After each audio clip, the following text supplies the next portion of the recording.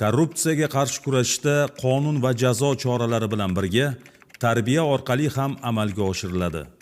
Bu tarbiyaning eng muhim maskani esa oiladir.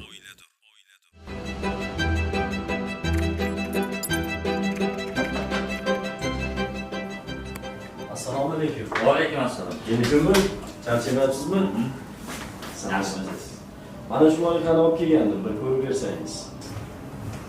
Bu qabul qilmagandimi buni? Bir ko'rib bering. Mayli.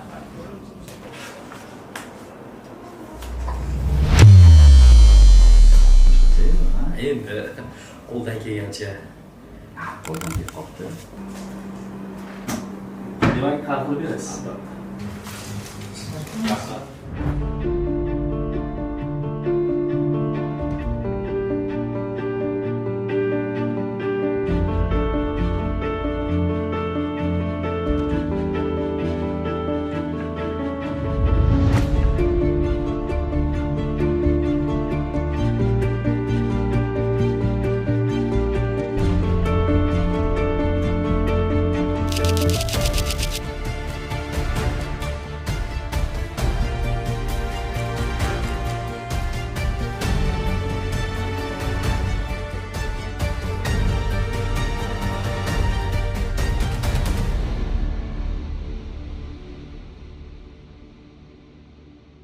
Yaxshimisiz?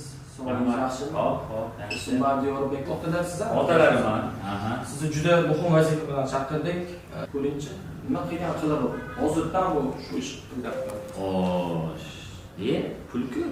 3-sinf bola hozirdan baho uchun pul tikyapti. Hozirdan bor 3-sinf bola. Ertaga kim bo'ladi bu? Endi domla bu bolada.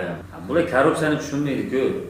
Shuni bir remontga nimaga bir kraska ishlatib Hamma narsamiz yetarli biz.